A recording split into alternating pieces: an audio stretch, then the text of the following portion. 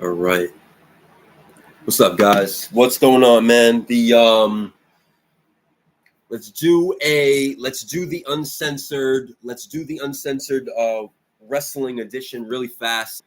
There's a lot of everybody, wrestling fans and these wrestling content creators and website and podcasts and YouTubers, and all you guys have like your opinions, right?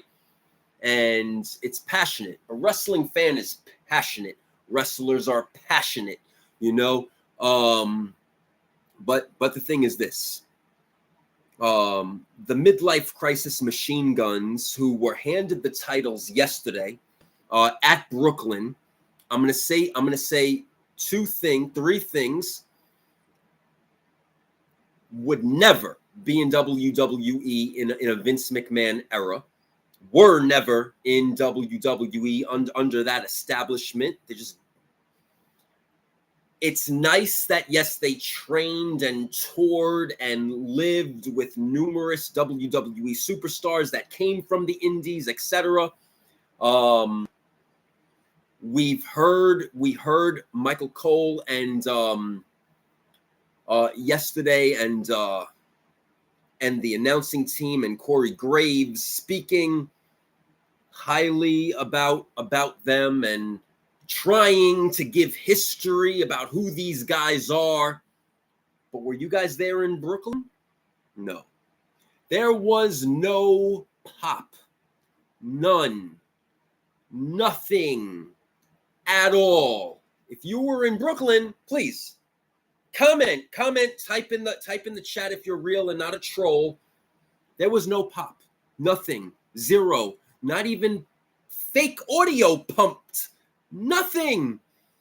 Number two, did any of you guys peep the fake Motor City Machine Gun chants that somebody tried to start or it was injected and it lasted for like 3 seconds and then died out immediately? Look, it's nice to have friends. Triple H is running the show over there now. Nick Aldis is there. You know, they got a whole locker room of talent that has worked with these guys, but that shit was just handed to them. And now they will now forever be in history as a WWE Tag Team Champion. Is that fair to the young men and women in the back who actually have WWE opportunities and they're there passed up for midlife crisis gentlemen to be handed a WWE Tag Team title belt to have in a notch in their belt when the crowd didn't even acknowledge them now in 2 live events? Let that sink in. Because I think it was absolutely bullshit. But last night, you guys seen it. Motor City Machine Guns were handed the titles last night, defeating DIY and then defeating the Bloodline for the tag team championships. I mean, it's absurd. It's absolutely absurd. Number 2. I wanted to talk about Ethan Page, Trick Williams. Ethan, I got the opportunity to work with this gentleman. This man is no joke. So if you guys don't know who Gabe is, right, you better look that man up. This man has had fucking death matches with multiple superstars, Darby Allin, MJF. The list goes on and on and on and on. I think that was one of the weakest promos. So again, Triple H, Shawn Michaels, what the fuck is going on over there in NXT? What we should have seen, and I get you guys can't talk about certain things, certain matches. I get that. but at least show some sort of video package. I mean, Gabe is Triple H's boy. At least show some sort of edited video package just showing Ethan Page bloody and in certain things. You don't have to show him fighting MJF or Darby, obviously not. But then the whole in-ring experience with him and Trick Williams bored the shit out of me. I don't know if it bored the shit out of you.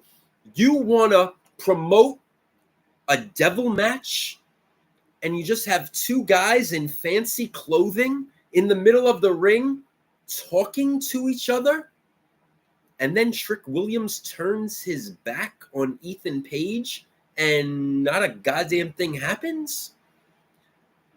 There should have been chaos in that ring for that promo to promote this devil match in NXT, to give the viewers on the CW, the fans and the world, some sort of insight as to what the fuck can possibly happen in that ring in the Devil's match. Who the fuck is writing and producing? Who? I've said this, and I have not been joking around. Listen, I don't agree with you guys on a lot of shit. You bring me in, I will write, produce, and give the world some crazy fucking realistic wrestling, and I'll bring you, fuck the Triple H era, I'll bring you into the realistic era. And I've said this. I look up to Paul Heyman. That man is an icon, a legend, a genius. But now you're heading into Netflix, right? Let me just throw this up. Watch this, ladies and gentlemen. It's Ethan Page's special. Watch this, my friends. Watch this. Let's just watch right now. Just watch this. Ethan Page, Darby Allin. Just watch this crazy shit. Watch this. Because Page climbing the turnbuckles. And NXT and Shawn Michaels and Triple H, they're capitalizing on this, man. They're not capitalizing. This is back in Evolve. No. Ethan Page and Through the table. Crazy. That is a listen. They need to utilize education. They need to promote what Ethan Page has accomplished, what he has. And somebody really, listen, I'm a big Trick Williams fan. I love Trick Williams.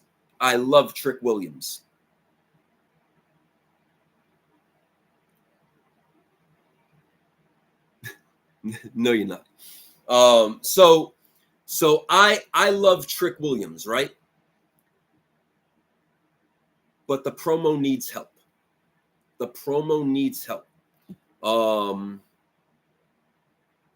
I always said that Trick Williams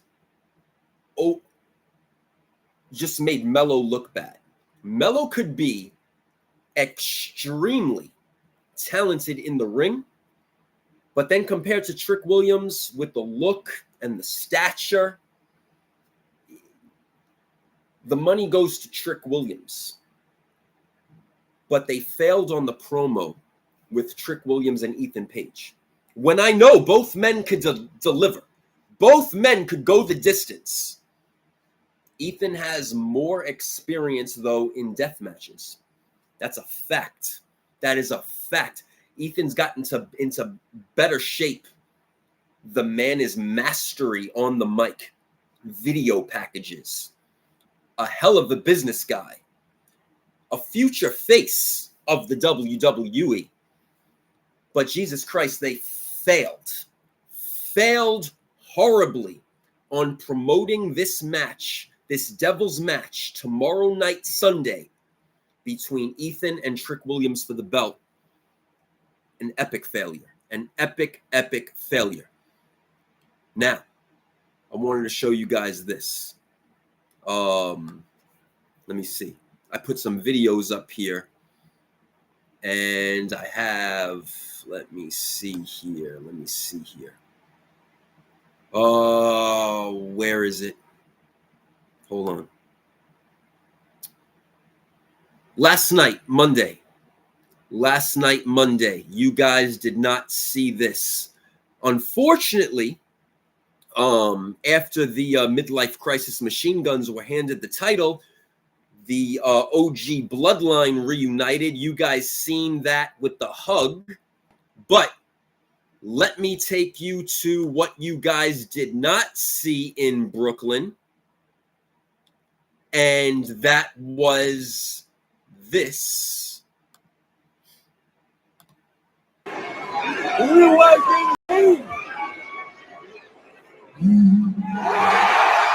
So Roman Reigns goes yeet. Brooklyn was lit. They put the ones up last night in Brooklyn. See, this is what you call a pop. Again, the Midlife Crisis Machine Guns got no pop at all. Nothing.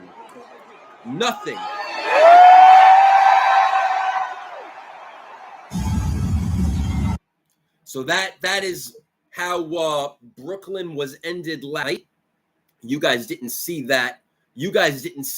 On television. I wish you guys did. And last, I want to leave you guys with November 9th. So November 9th is bigeventny.com. And it's a massive wrestling meet and greet convention, sports expo, Long Island, New York, Brentwood, Long Island, bigeventny.com. Let's put that up on the screen. This is going to be a huge meet and greet. Also, a lot of vendors, comic book vendors, cards, toys, collectibles, pop culture, entertainment. Bigeventny.com, November 9th. I mean, this lineup is crazy. Go to the website. This lineup is massive. Suffolk Credit Union, Arita, Brentwood, Long Island, Paul Heyman. I mean, this Bobby Lashley, the Hurt Syndicate's going to be there. MJF, Dustin's coming, Fabulous Freebirds, LT, Pac-Man Jones, Sergeant Slaughter, Flair's going to be there. MVP, Shelton Benjamin. I mean, look at this lineup. Valentine's going to be there. This lineup is crazy. Steiner's, Luger, APA, Jerry Lawler, the Devon, Bubba Ray, Dudley Boys. I don't know.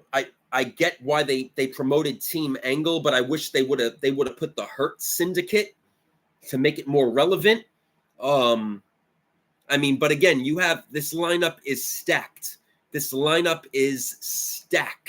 Jay Lethal, Brody, ECW, Legends, Sabu, Steve Corino, Jerry Lynn, Shane Douglas. You guys could go check it out. BigEventNY.com, Flair. You guys go check it out and get your tickets. I'm gonna be there. I'm gonna set up. This is. You guys have to check this out if you're on Long Island, New York.